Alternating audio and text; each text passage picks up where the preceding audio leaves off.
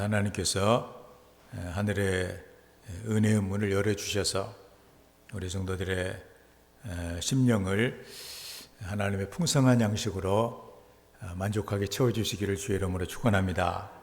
오늘 하나님 말씀은 보람 있는 날들을 위해, 이런 제목으로 하나님 말씀을 증거하겠습니다.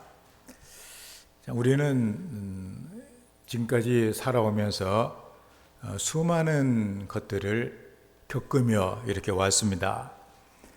사람도 수도 없이 많이 만났고, 또 사건들도 많이 겪기도 하고, 또 이런저런 환경에 있어 보기도 하고, 또 경험도 많이 하고 이렇게 지내왔습니다.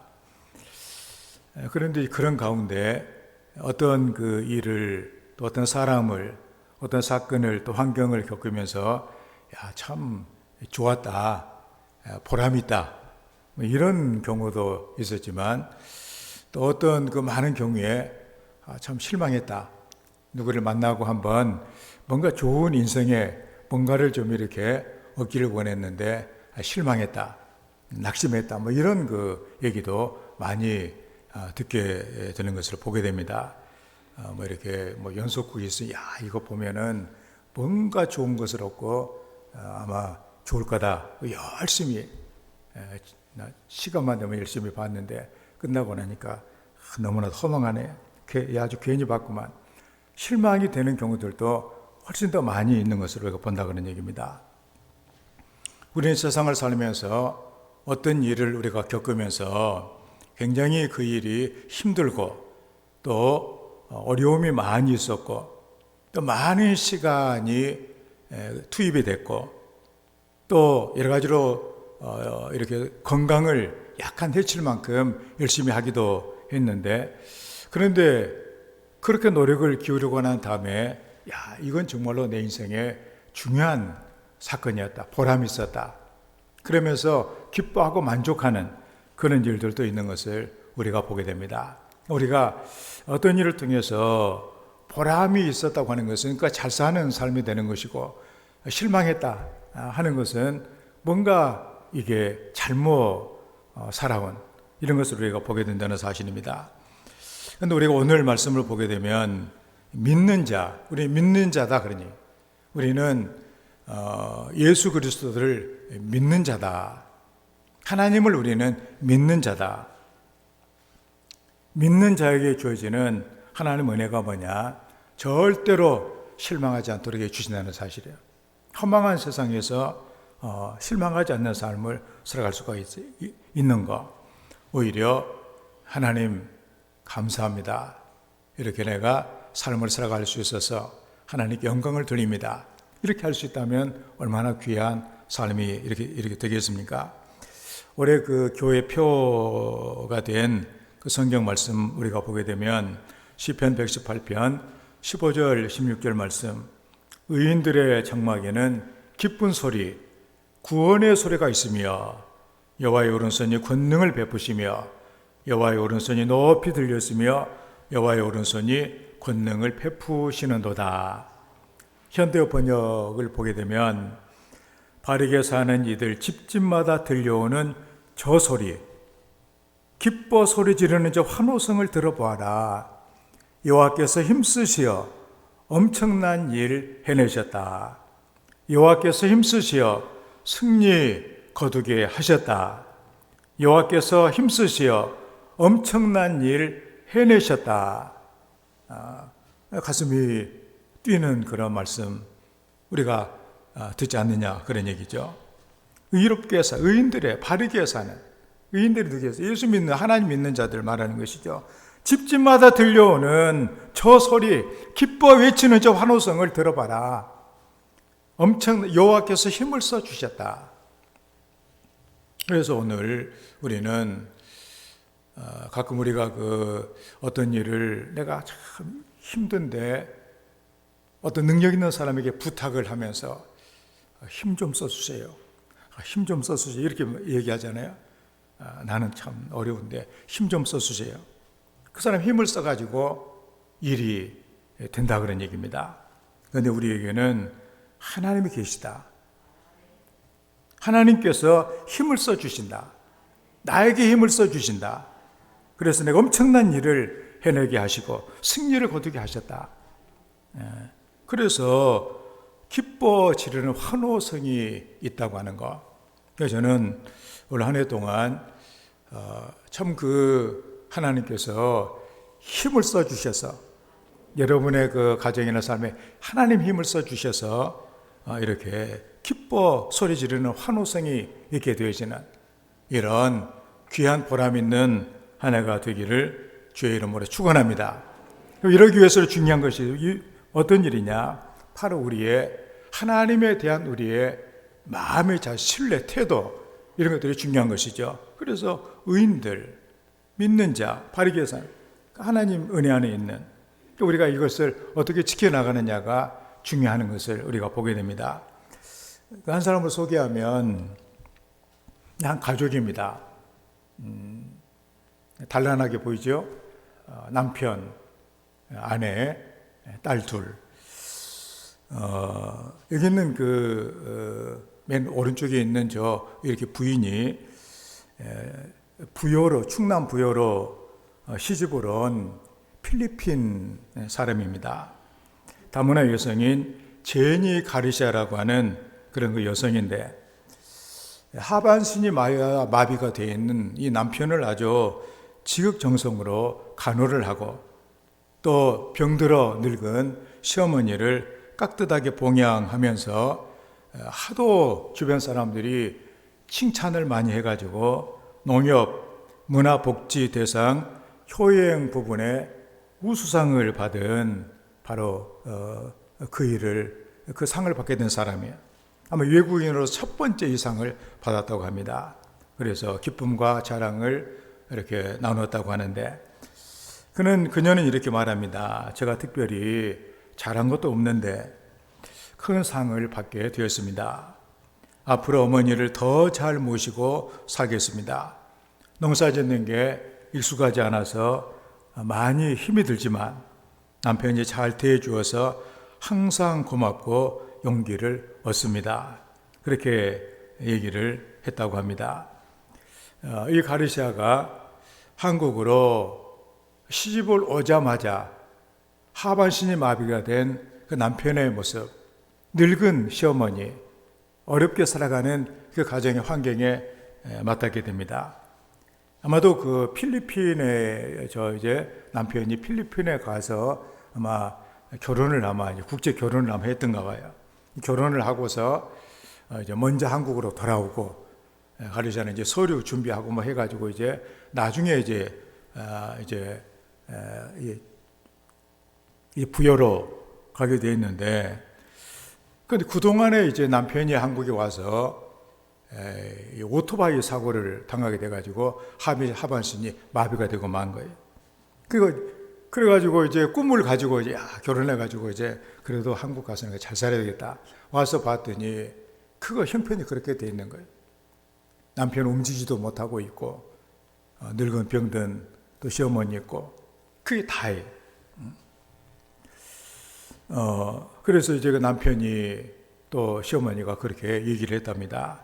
야, 이거 우리 꼴을 봐라. 이거 어떻게 여기 와서 낯선 곳에서 살겠느냐. 그냥 미련 갖지 말고 필리핀으로 이렇게 돌아가서 이렇게 살라. 그렇게 얘기를 했대요. 그렇지만 그녀는 거기서 단호하게 한 번 결혼한 남편은 아무리 아파도 내 남편입니다. 이렇게 그러면서 3년 동안 지극정성으로 남편을 이렇게 보살폈대요. 그래서 그런 정성이 이렇게 통했는지 그 남편이 몸을 이렇게 추스리면서 회복이 돼가지고 농사일을 도와줄 수 있을 만큼 그렇게 됐다고 합니다. 예쁜 두 딸을 또 이렇게 두었는데 바쁘고 힘든 이런 와중에서도 늘 웃고 지내가지고 동네 사람들이 야, 세상에 저런 사람도 다 있네. 이렇게 그러면서 표를 하나 붙여 천사표도 안 나요. 천사표 며느리. 그렇게 마을에서 통하고 이게 소문이 이렇게 나게 된 거예요.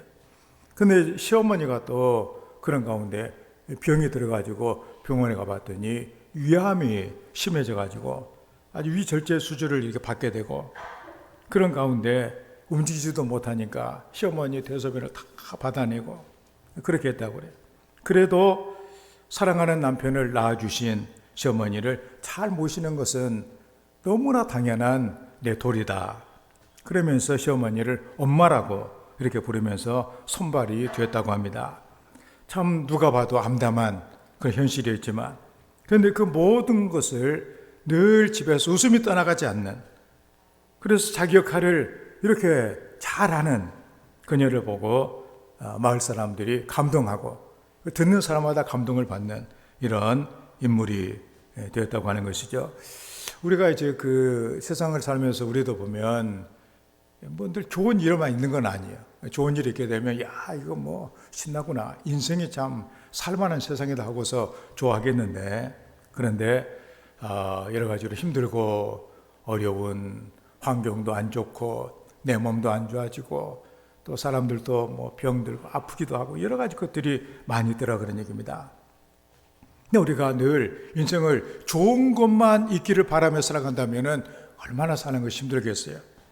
그렇지만 어렵고 정말로 힘든 그런 가운데서라도 이 가르시아처럼 이런 마음을 가지고 환경에 구애받지 아니하고 변하지 않는 이런 믿음을 가지고 우리가 모든 환경 가운데 보람을 거두는 이런 것 성도가 돼야 되지 않겠냐 그런 얘기죠. 그 우리가 이제 코로나19 사태를 겪으면서 저도 그 생각을 했습니다. 그건 뭐 몇 달 지나면 좋아지겠지. 몇 달만 잘 참으면 이제, 그러니까 몇 달 동안 어떻게 해서 지나가기만 기다리고 그냥 있는 거예요, 그냥. 그런데 몇 달이 지나가도 안 끝나네, 이게. 그러면 얼마나 더 기다려야 되는가. 그러면서 오늘까지 우리는 이렇게 왔습니다. 이렇게 된 교훈이 이게 무엇이에요? 지나가기만 기다리고 있어서는 안 된다는 얘기죠. 이게 평생 한다면 어떻게 할 것인가? 우리가 매 순간순간에 보람을 거두며 살아가는 삶이 되지 않는다면 때로 우리는 아무런 무엇도 없이 허망하게 우리 인생을 망쳐버릴 수도 있겠다, 이런 절박한 마음이 들지 않느냐 그런 얘기입니다. 오늘 본문을 통해서 바울 사도는 믿음으로 구원을 받는 의의 원리에 대해서 로마에 있는 교인들에게 하나님의 뜻을 이렇게 전합니다. 이것은 바로 세상의 어떤 누구라도 뭐 유대인이나 뭐 이방인이나 남녀노소 국적을 막론하고 누구에게나 적용되는 진리다 하는 것을 이렇게 말해주고 있습니다. 그 내용이 무엇이에요? 오늘 11절 12절 말씀에 성경에 이르되 누구든지 그를 믿는 자는 부끄러움을 당하지 아니하리라. 유대인이나 헬라인이나 차별이 없음이라. 한 분이신 주께서 모든 사람의 주가 되사 그를 부르는 모든 사람에게 부요하시도다. 현대의 번역을 보면 성경은 그리스도를 믿는 사람은 결코 실망하는 일이 없다고 이루고 있습니다. 이 점에서는 유대인이나 이방인이 다를 게 없습니다. 그들은 모두 같은 주님을 모시고 주께서는 당신께 구하는 사람 누구에게나 풍성한 복을 아낌없이 주십니다. 우리 주님을 우리가 믿는다고 하는 것, 주님을 믿는다. 이 사람은 절대로 부끄러움을 받지 않는다. 이게 현대 번역 실망하는 일이 없다. 실망하지 않는다. 허망한 인생이 아니다. 보람을 거두는 인생이 된다. 그런 말씀입니다. 여기에 부끄러움을 당하지 아니하리라. 이 말이 바로 실망하지 않도록, 실망하지 않는다. 그런 이렇게 말씀이에요. 아까도 말씀드렸지만 우리가 실망스러운 일들이 얼마나 많습니까? 뭔가 기대를 걸어봤지만 또 역시 이게 진리는 아니구나. 뭐 또 재미있는 거, 여기에 뭔가가 인생에 보람이 있는가. 또 해봤더니 또 실망을 하고 이것저것. 그런 것도 얼마나 많아요. 우리가 취업이 안 된 그런 분들 같으면 어떻게 해서라도 취업만 되면은 더 소원이 없겠다 생각을 하지만 또 막상 또 취업을 해보면 또 거기 안에서 얼마나 복잡하고 또 그 아주 힘든 이런 것들이 많이 있어요. 그거 끝났다고 그래가지고 모든 것이 다 되는 건 아니잖아요. 그래서 우리가 뭐 어떤 물건을 살 때도 이것만 있으면 좋겠다 했는데 막상 또 가져보니까 이것도 별것도 아니네. 이런 것들도 또 얼마나 많느냐 그런 얘기예요. 아마도 우리가 세상을 살아가면서 가장 많이 아마 겪는 일 중에 하나가 실망한다고 생각을 합니다. 또 우리 인생이라고 하는 것이 이렇게 살다가 또 우리가 나이가 들고 이제는 아무런 그 소망이 없는 그때가 되어졌을 때 살아온 삶이 인생이 참 이거 허망하다 이런 생각을 가질 때도 얼마나 많겠냐 그런 이렇게 말씀이에요. 하나님께서는 그를 믿는 자에게 실망하지 않게 하시겠다고 말씀해 주셨습니다. 사실 우리 성경에 보면 영적으로 보게 되면 모든 세상에 있는 사람들이 마귀의 어떤 그 장난질에 놀아나고 있는 것이 아니에요. 그래서 마음껏 마귀가 욕심 갖게 만들고 그냥 이렇게 지멋대로 살게 만들다가 결국에는 이 지옥으로 끌고 가는 이런 인생을 대부분의 사람들이 다 살고 있는 거예요. 그래서 세상을 마지막에 이제는 세상을 떠나게 되어졌을 때 내가 허망하다, 실망스러운 인생이다. 그러면서 죽게 된 것이 너무나도 안타까운 이런 그 마음을 가지고 떠날 그런 인생이 거의 대부분이 아니야 그런 얘기예요. 그런데 우리가 예수를 믿는다고 하는 것은 그런 그 우리를 하나님이 사랑하셔서 예수님을 이 땅에 보내주시고 이 모든 문제를 해결해 주시기를 원하시는 것 아니에요. 그러니까 우리가 하나님 안에서 복되게 사는 보람을 거두며 살아가는 인생이 되기를 원하시는 것이 아니냐 그런 얘기입니다.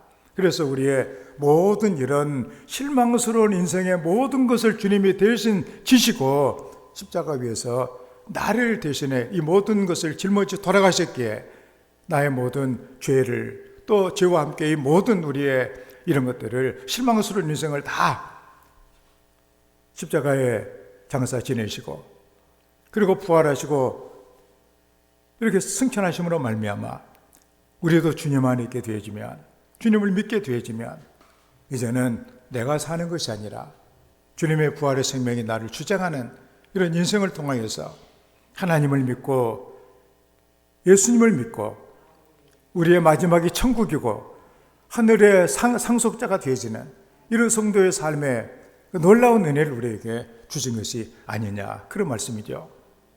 사실 우리가 인생을 다 살고 심판대 앞에 서게 되어졌을 때 그때 아마 최종적으로 결론이 나게 될 것인데 그래도 내가 예수님을 믿어 하나님이 나의 아버지가 되셔서 영생의 길을 걷게 된 거 하나님 너무나도 감사합니다. 나는 보람 있는 삶이다. 그게 바로 우리에게 주어지는 최대 상급이 아닐까 그런 생각을 합니다.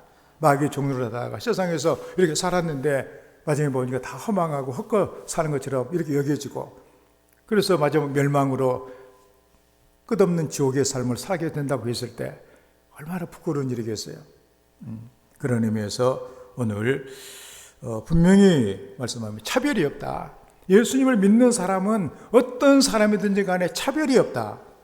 그를 부르는 모든 사람에게 하나님께서는 풍성한 복을 주신다. 부유하신 분이시다. 이 사실을 우리는 기억하면서 우리가 구체적으로 하나님께 복을 받는 이유가 무엇인가 하는 것을 보면서 이 복을 받아 누리며 보람된 삶으로 살아가는 성도의 삶이 되기를 주의 이름으로 축원을 드립니다. 그 첫째가 뭐냐? 예수를 믿기 때문이다. 그러니 믿는다. 11절 말씀 보면 성경이 이르니 누구든지 그를 믿는 자는 부끄러움을 당하지 아니하리라. 현대 번역은 성경은 그리스도를 믿는 사람은 결코 실망하는 일이 없다고 이루고 있습니다. 그래서 부요하시다. 부끄러움을 당하지 아니할 뿐만 아니라 부요하시다. 또 실망하지 아니하고 풍성한 복을 아낌없이 받게 된다. 믿는 사람, 믿는다고 하는 것이 중요한 핵심인 것을 우리가 보게 됩니다. 믿는다고 하는 것은 믿으면 우리가 신뢰를 하게 돼요. 맡기게 되는 것이죠. 맡기면 평안합니다. 거기에 능력이 나타나지게 되어지는 것이죠. 그러므로 우리가 예수 그리스도를 나의 구주로 믿는다고 하는 것은 그분이 나의 주님이시고 나는 그분이 인도하시는 대로 난 따라간다. 그분께 내 삶을 맡겼다. 그런 얘기입니다. 예수님을 믿고 예수님 고백하는 것을 얘기를 하는 것이죠. 그래서 주님이 우리의 삶을 책임을 지신다. 그런 얘기죠. 우리가 주님을 믿고 그분께 내 삶을 맡겼을 때 그를 의지하면 그가 이루시고 내 의를 종의 빛같이 하시겠다. 우리가 성경에서 드렸던 그런 이렇게 이제 아주 말씀이죠. 그래서 우리가 그 신앙 고백을 하며 산다고 하는 것은 대단히 중요합니다. 이때 초대교회 당시에 이 로마 정부는 우리가 예수님을 나의 주시다, 주님이시다 그렇게 고백을 하게 되면 그 사람을 죽였습니다. 그리고 예수님이 나의 주님이 아니다. 그러면 그 사람은 살도록 했어요. 이런 상황에서 바울이 얘기를 합니다. 예수님을 고백하는 그리스도인들은 결코 실망하지 않는 삶을 살게 된다. 로마로부터 수치와 능멸을 당하기도 했지만 하나님께서 부끄러움을 당하지 않게 하실 것이라고 확실하게 말씀해 주셨다 그런 얘기입니다. 우리가 시편 62편 9절의 말씀을 보게 되면 인생에 대해서 그런 얘기를 합니다. 슬프다. 사람은 입김이며 인생도 속임수니 그것들을 조울에 달면 입김보다 가볍다. 그런 얘기가 있어요. 그러니까 인생이 뭐냐? 슬픈 것이 뭐냐? 바로 사람은 입김과 같이 공기와 같이 이게 바로 허망하다는 얘기예요. 인생이 속임수다 그런 얘기입니다. 그래서 이게 슬프다고 고백을 했습니다. 그런데 예수를 믿는 자는 절대로 이렇게 허망하지 않는 뭔가 보람을 거두는 이런 삶으로 살아갈 수 있다고 하는 것을 말씀해 주고 있다는 사실입니다. 그래서 저는 우리 성도들이 확실하게 예수님을 신뢰하고 주님께 맡기며 살아갈 수 있는 이런 거 한 해가 되기를 바랍니다. 우리가 가끔 제가 예를 든 폴리갑이라고 하는 그런 유명한 주교가 있어요. 그래서 로마 사람들은 항상 그런 고백을 하도록 했습니다. 로마 황제가 바로 주님이시다. 그 얘기가 쿠리오스 카이사라는 것은 시저라는 얘기로 로마 황제를 카이사라고 그러잖아요. 쿠리오스는 믿는다 그런 얘기죠. 주라는 얘기거든요. 그래서 로마 황제를 주라고 고백하는 사람, 로마의 시민이에요. 그 고백을 강요했습니다. 그런데 예수를 믿는 사람들은 우리의 주님은 바로 예수님이시다. 그런 고백을 합니다. 그래서 당시에서는 이방인들도 유대인들도 예수님이 주님이시다. 그 의미가 뭔가를 아는 거예요. 당시 로마 사회에서는 그 사람은 존재 가치가 없는 이런 인생이 되는 거예요. 그렇지만 예수님이 나의 주님이시라고 하는 것, 내 삶을 주님께 나는 맡겼다. 이 사람은 예수를 믿는 사람으로 이렇게 됐다는 사실입니다. 그래서 초대교회 당시에 로마 황제를 숭배하지 아니하고 예수님을 주로 고백한 그리스도인들, 모진 고난과 박해를 받았을 뿐만이 아니라 예수님 때문에 이 많은 사람의 순교를 이렇게 당했습니다. 그럼에도 불구하고 우리는 예수님이 나의 주님이시다. 그를 믿는 자는 부끄러움을 당하지 아니한다. 그런 얘기입니다. 예수님을 믿는 성도들은 예나 지금이나 다 하나님의 그 함께 하심을 받고 살아가는 그런 인생입니다. 실망하지 않는 삶을 살게 해주신다고 분명하게 약속을 해주고 계십니다. 우리가 당해야 될 모든 이런 그 실망과 모든 이런 부끄러움 다 주님이 대신 이렇게 십자가 위에서 당해주셨다 그런 얘기입니다.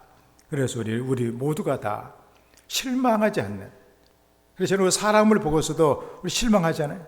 때로는 자식을 보고도 실망하잖아요. 누구를 보고 실망하고 다 실망이 얼마나 많은 세상에서. 그렇지만 실망하지 않는 일꾼으로 우리가 그리스도 앞에 설 수 있는 이런 성도가 우리가 되어야만 하겠습니다. 그건 바로 뭐냐? 내가 주님을 주님으로, 예수님이 나의 주님이시다. 나는 주님을 의지하고 주님께 맡기며 살아가는 인생이다. 그런 얘기예요. 우리는 이런 하나님에 대한 확신을 갖고 살아가는 성도가 되어야만 하겠습니다. 그래서 우리가 요즘에 새벽기도 시간에 그 예수님의 그 시험 받으신 그 내용을 이렇게 보는데, 그 마귀는 항상 그 시험이 그거 아니요? 하나님 그 별것 아니다 그거. 하나님 말고 내가 너 세상 다 주겠다. 나한테 이렇게 절만해라. 내가 너한테 다 주겠다. 그리고 하나님의 말씀이 이렇게 있는데 그게 사실이겠냐 그게. 그러면서 자꾸만 성도들에게 너는 네 자신이 되라. 네 마음대로 살아라. 이게 인생이다. 자꾸만 이렇게 해준다는 얘기입니다.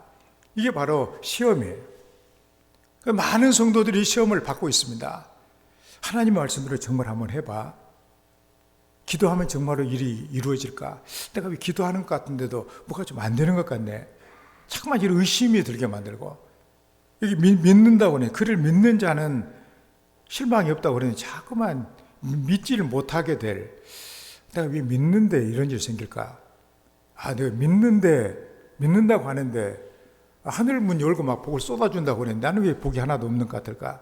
하나님 말씀이 사실이 아닌 것이 아닌가? 이런 생각이 자꾸만 들고, 이게 바로 뭐냐? 시험이 돼. 하나님을 믿지 못하게 만드는 마귀의 유혹이라는 사실이야. 예수님 뭐라고 그랬어요? 다 알겠습니다. 하나님 말씀 봐라. 그 하나님이 시험하지 말라. 나는 하늘이 두 쪽이 나도 내가 죽어도 난 하나님을 믿는다. 하나님을 신뢰하고, 마귀가 이 사람은 감당이 안 되네. 그러고서는 떠나가지 않느냐 그런 얘기입니다. 저는 올 한 해 동안 마귀가 여러분들 시험하러 왔다가 절망하고 떠나가는, 마귀가 기가 막혀가지고 한숨 짓고 떠나가는 이런 성도들의 삶이 되었으면 좋겠습니다. 그래서 우리 예수님께서 나는 길이요 진리요 생명이니 나로 말미암지 않고는 아버지께로 올 자가 없다. 우리는 확실하게 예수님을 믿으면 실망하지 않는다. 그래서 어떤 마귀의 유혹이 있다고 할지라도 이 믿음의 자리에 견고히 있어서 흔들림이 없는, 아까 가르시아 그 사실 그 필리핀 그 이렇게 여성, 우리가 보면은 참 어떤 그 원칙 가운데 흐트러짐이 없는 그런 모습이 얼마나 참 대단하지 않느냐 그런 얘기죠. 복되게 살아가는 성도의 삶이 되기를 주의 이름으로 축원을 드립니다. 두 번째로 우리가 복되게 살아갈 수 있는 것은 예수님을 부르기 때문입니다. 13절 말씀에 누구든지 주의 이름을 부르는 자는 구원을 받으리라. 현대 번역은 누구든지 주님의 이름을 부르는 사람은 구원을 얻을 것입니다. 우리가 믿는 사람은 이제 주님께 모든 것을 다 맡겼습니다. 그렇기 때문에 이제는 주님을 부르는 거예요. 우리는 따로 주님을 부르지 아니하고 딴 걸 쫓아가는 경우들이 얼마나 많아요. 그렇지만 내가 주님을 신뢰하고 오로지 내게는 주님이시다. 그 이제는 주님을 막 부를 수밖에 없는 것 아니에요. 거기 매달릴 수밖에 없는 거예요. 여기 부르는 자라고 하는 의미가 뭐냐? 요청하다, 예배를 드리다 그런 얘기예요. 주의 이름을 부르는 자, 구원을, 예수라는 이름이 구원이라는 이름 아니에요? 그래서 우리가 예수님의 이름을 부른다. 그 예수님을 우리가 믿고 요청하는 거. 예수님이 그렇게 기도가 얼마나 중요한 줄 아느냐. 내 이름으로 기도하면 내가 다 주겠다. 가장 좋은 것으로 주님이 채워주신다는 그런 말씀이죠. 그러니까 우리는 끝까지 우리는 믿는 거예요. 그리고 우리는 주님께 기도하고, 그리고 주님께 예배를 드린다 그런 얘기입니다. 우리는 늘 우리의 삶에 있어서 주님께 요청하고 주님께 예배를 드리는, 그래서 주님께서 내 이름을 부르는 자는 구원을 받는다. 하나님이 우리를 건져주신다 그런 얘기입니다. 그렇기 때문에 늘 예수님의 이름의 능력을 믿고 다른 걸 우리가 부르고 싶은 것이 얼마나 많아요. 다른 거 쫓아가고 싶은 데가 얼마나 많아요.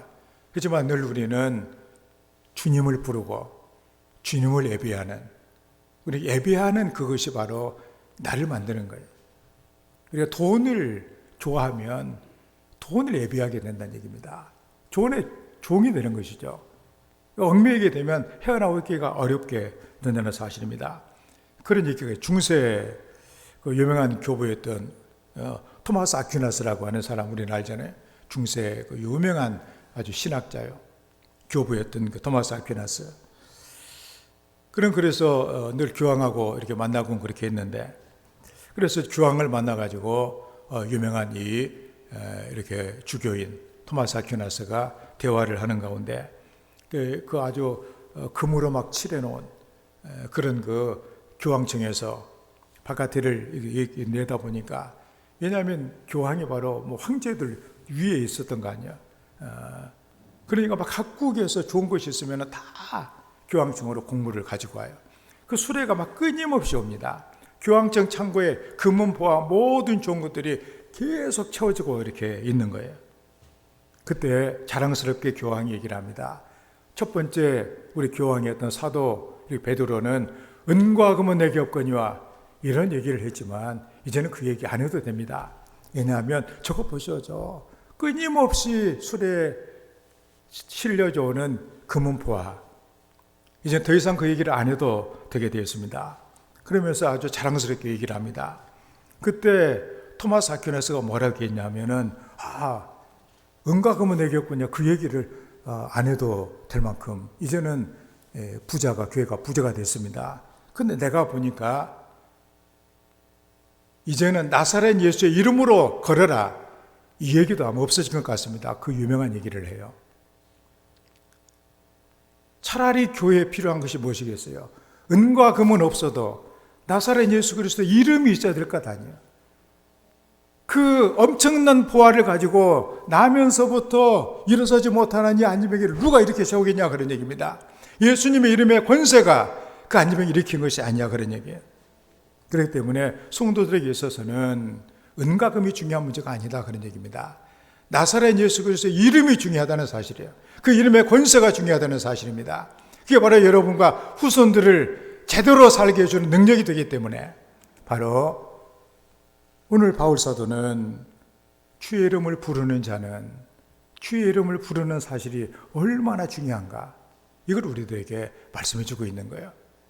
저는 우리 모든 성도들이 아마도 좀 이렇게 풍성한 분도 계실 것이고 아무것도 없어가지고 이거 어떻게 살아가냐 걱정하는 분도 계실 거예요. 다 보면은 그 돈의 문제가 다 끼어있는 경우들이 많이 있는 것 같아요. 그렇지만 분명히 말씀하시기를 은과 금은 내게 없거니와 내게 있는 것, 나사렛 예수 그리스도의 이름이 내게는 있다. 그걸 더 귀하게 생각하는, 그게 바로 예수님을 믿는 사람들은 예수님께 우리가 기도하고 예수님을 예배하면 하나님이 우리에게 구원을 주시고 삶을 새롭게 주신다는 믿음 갖고 살아가는, 이게 바로 성도들의 삶이 되어야 되겠다, 그런 얘기입니다.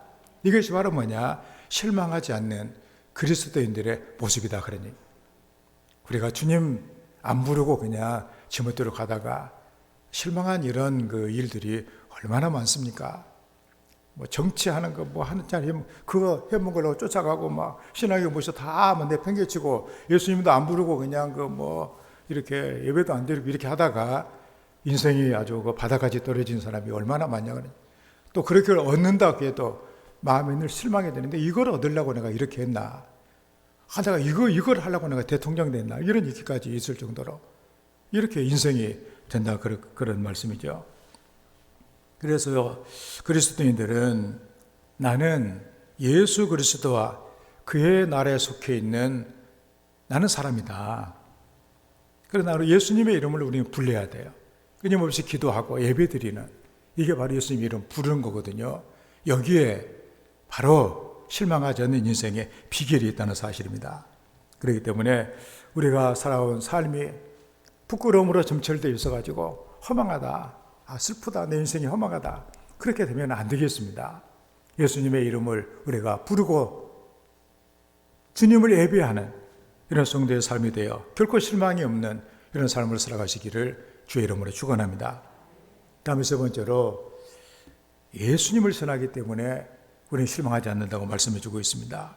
15절 말씀에 보내심을 받지 아니하였으면 어찌 전파리요, 기록된 바 아름답도다, 좋은 소식을 전하는 자들의 발휘함과 같으니라. 현대 번역은 또 보내는 분이 없다면 누가 어떻게 가서 일할 수 있겠습니까? 성경에 하나님과 누리는 평화를 선포하고 기쁜 소식을 전하는 이들의 발이 얼마나 아름다운가라고 말한 것은 이 때문입니다. 그러니까 지금까지 쭉 우리가 보면은, 그래서 내 삶을 이제는 예수님이 나를 위해서 이렇게 오셔서 내 모든 거 다 나쁜 거 다 청산해 주시고 나 믿기만 하면 내가 책임을 져주겠다 그래가지고 예수님을 내가 이제는 믿고 내 인생을 주님께 맡기고 그 다음에 예수님을 필요할 때마다 예수님께 기도하고 또 예배를 드리고 그렇게 했더니 나를 구원해 주시던 애가 풍성하다 그런 얘기예요. 하나님이 함께 하시기 때문에 우리가 다 벌써 여러분들 그 사사기를 보고 여호수아를 보든지 다 그 열심히 일해가지고 내가 잘 살게 된 이런 얘기 하지 않아요. 하나님을 얼마나 섬기는 이 태도가 바로 모든 것을 만들어주는 이유가 되더라 그런 얘기입니다. 그런데 그렇게 돼서 했으니까 이제는 그 뭔가 그 주님에 대해서 이 놀라운 이 사실에 대해서 다른 사람에게 이것을 알려주는 이런 그 삶이 복이 된다는 얘기예요. 우리가 어떤 사람이 어려움에 처하고 죽게 생겼으면 하는 얘기가 뭐예요? 우선 살리고 보자는 거야. 살리고 보자. 어떤 것보다도 먼저 살리고 보자. 마찬가지로 예수를 믿어서 영혼의 구원을 준다는 사실은 너무나도 귀한 일입니다. 그래서 바울 사도는 내가 이 은혜의 복음을 전하는 일을 행하려 함에 있어서는 내 생명도 나는 조금 더 귀하지 않는다. 한 영혼이 변화되고 예수를 믿어 새 사람이 되는 것은 이건 정말로 하나님께 이것은 값진 일이고 소중한 일이다. 그래서 그는 이렇게 전하러 다니는 것을 보고 우리 예수님께 너희들은 온 천하에 다니며 만민에게 복음을 전해라 이런 말씀을 하셨다 그런 얘기입니다. 그래서 우리는 전하는 복음을 전파하다. 그래서 이것이 가치 있는 일이다 그런 얘기예요. 세상에 권력을 탐하고 평생을 누려온 사람이 마지막 죽을 때 내가 권력을 누려서 감사하다 그렇게 얘기를 할 것 같아요. 아, 인생이 슬프구나, 실망스럽다. 여러분들이 중국의 초안지라고 하는 유명한 만화로도 영화로도 나가지고 항우 유방하는 거 있잖아요. 거기 보면 여러분 장기도 보면 초안 장기 노는 거 알고 있잖아요. 유방이라고 하는 사람이 천하를 다 얻고 한 나라를 이렇게 세우게 되어지는데 이렇게 보니까 너무도 잔인합니다. 자기가 배반해 가지고 높은 자리에 올라갔거든요. 밑에 있는 사람 믿지를 못해요. 천하를 얻었지만 늘 마음은 불안하고 저놈이 나를 죽일 것이다. 악몽이 시달리고 이게 인생이에요. 이게. 그러니까 천하를 얻는 사람 보니까 가장 더 큰 이런 걱정과 근심을 갖고 살아가는 죽음의 두려움에 늘 떨며 살아가는 그런 인생이 되더라 그런 말씀. 가치 없는 일이죠. 그게 허망한 일, 부끄러운 일이다 그런 얘기입니다. 그런데 복음을 전하는 일은 이것은 가치 있는 일이다. 영혼을 살리는 일이기 때문에 이것이야말로 더 이상 바랄 것이 육신의 삶을 생명을 이렇게 고쳐주는 일도 너무나도 귀한 일인데 그래서 의사 중에서도 제일로 명망 있는 의사가 외과 의사 아니에요? 수술하는 의사 본질이 바로 거기에 있는 것이죠. 이렇게 피부 성형에는 해주고 이런 거 별로 그렇게 크게 대우받지 못하는 물론 돈은 많이 벌지 모르지만 그 명의라고 인정을 해주게 좀 그렇지만 그 피를 막 보면서 수술해주는 그 의사야말로 진짜 의사 아니에요? 우리들도 참으로 영혼을 구원해내는 이 일에 우리가 힘을 쓰는 부끄럽지 않는 이런 보람을 거두는 성도가 되어야만 하겠습니다. 여러분들 구세군이라고 알잖아요. 우리 옆에도 구세군 교회가 있는데 시작한 사람이 윌리엄 부스라는 사람이거든요. 그는 복음 전도 일생을 바친 사람이에요. 영국 여왕을 만난 자리에서 방명록이 이렇게 적었다고 합니다. 일평생 잃어버린 지를 찾아 구원하련다. 윌리엄 부스. 여왕이 이렇게 방명록을 보면서 일평생 나는 잃어버린 지를 찾아 구원하련다. 그래서 한번 물어봤답니다. 복음을 전하는 일이 그렇게도 좋습니까? 이렇게 물어보니까 부수가 대답하기를 그렇습니다. 저는 물구나무를 사가지고 발로 탬버린을 치면서라도 영혼을 구원할 수 있다면 그 일을 내가 하고 싶습니다. 저를 보고 사람들이 미쳤다고 해도 좋습니다. 조롱해도 좋습니다. 한 영혼이 죽게 돌아오기만 하면 나를 보고 미쳤다고 그래도 예수만 전하며 살겠습니다. 그런 얘기를 합니다. 많은 성도들, 복음을 전하기 위해서 쓰는 이런 성도들이 있어요. 저도 그 전에 그 교회에서 보면은 그 젊었을 때 그 예수를 믿으라고 그분이 문턱이 닳도록 예수를 믿어야 돼. 그러면서 복음을 전하고, 그래 믿는 사람도 있고 안 믿는 사람도 있고. 그런데 시몬은 그 복음의 씨가 이분이 이제는 교회도 못 나오게 늙어서 이제 천국 갈 날이 거의 다 된 그 순간에 이제 그분들이 교회에 나온다는 이런 얘기를 듣고 너무도 감사하면서 주님 앞에 갔을 때 그래도 부끄럽지 않는, 그래도 주님께 그래도 실망시켜드리지 않는 그 뭔가가 열매라도 있는 것이 너무나도 감사하는 그 마지막 모습을 우리는 보더라 그런 얘기입니다. 내가 주님 앞에 가서 우리가 참 살아온 우리의 삶이 너무나도 참 이렇게 주님을 실망만 시켜드렸던 이런 삶이라고 한다면 사실 충고하기도 얼마나 미안한 그런 일이겠어요. 그래서 오늘 말씀에 바울 사도가 얘기합니다. 복음을 전하는 발을 보니까 비록 피곤하고 발이 상하고 부르트고 그랬을지 모르지만 그 사람의 발은 아름다운 발이다 그랬어요. 그 발이 아름다운 발이다 그런 얘기입니다. 그것은 바로 이 복음을 주신, 우리에게 복음을 줘서 우리를 구원해 주신, 부끄럽지 않도록 살게 도와주신, 보람을 거두게 하신 하나님의 일이 너무나도 복되기 때문이에요. 그 일을 전하러 다닌다고 하는 것은 귀한 일이다. 그런 얘기죠. 그런 의미에서 우리는 항상 이런 그 마음을 가지고 우리가 주님을 따르며 섬길 수 있는 이런 성도가 되어야만 하겠다. 그런 말씀입니다. 우리는 하나님을 떠나서는 우리는 생각할 수 없는 그런 인생에 이런 얘기가 있습니다. 독일의 그 유명한 신학자 중에 말틴 부버라고 하는 신학자가 있습니다. 말틴 부버, 그가 쓴 유명한 책 가운데 나와 너라고 하는 책이 있습니다. 나와 너. 이거 보면은 참 제목도 좀 그럴듯하잖아요. 거기에서 그는 이런 얘기를 합니다. 어느 날 이 유명한 신학자인 이 부버가 유대인 랍비를 만나가지고 서로 얘기를 하게 되었는데, 그때 랍비가 뜻밖의 질문을, 이 유명한 신학교에서 강의를 하고 있고 유명한 신학자요 목회자인 말틴 부버에게 그런 질문을 해요. 하나님을 믿습니까? 이렇게 물어보는 거예요. 뜻밖의 질문에 얘기를 못했답니다. 그러자 또 랍비가 또 다구치면서 하나님을 믿습니까? 그래서 선뜻 대답을 하지 못하다가 평생 자기가 하나님을 이렇게 믿는다고 하고 또 가르치기도 하고 또 이걸 또 책을 또 이렇게 아주 쓰기도 하고, 그런데 하나님을 내가 믿는지 안 믿는지 그때 당황한 거예요. 그러고서는 물론 하나님을 내가 믿습니다. 이런 식으로 대답을 한 거예요. 그리고서는 깊이 생각을 해봤습니다.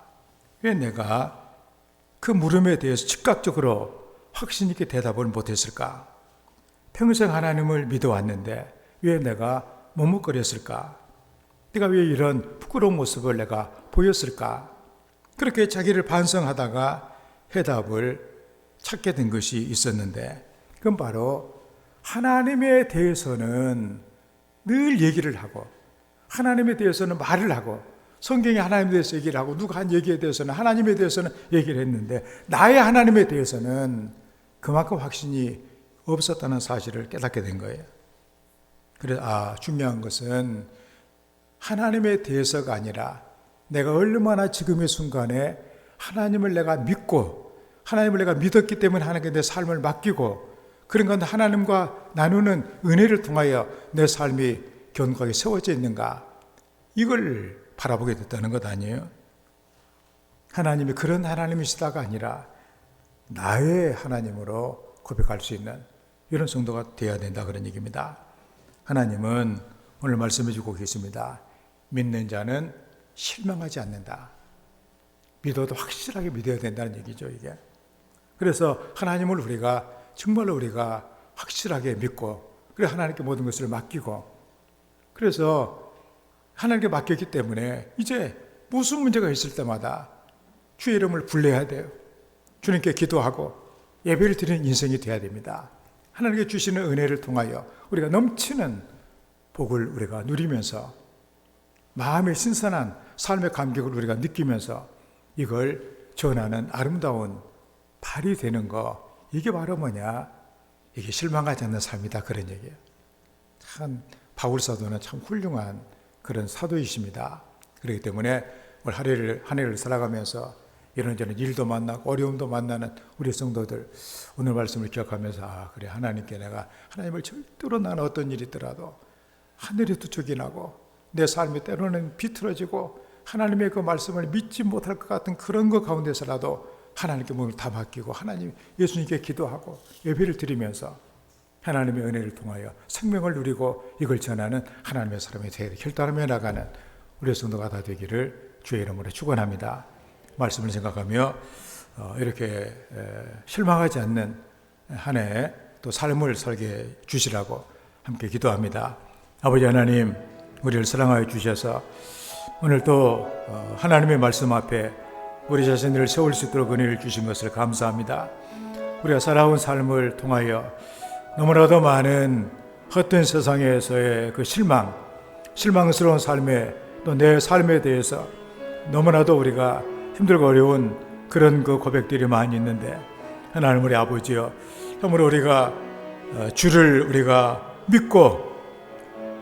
믿어서 맡기고 우리가 우리 주님을 부르며 또 주님을 전하는 하나님의 사람으로 살아갈 수 있도록 은혜를 주셔서 결코 실망스럽지 않는 복된 인생 살아갈 수 있도록 도와주시옵소서.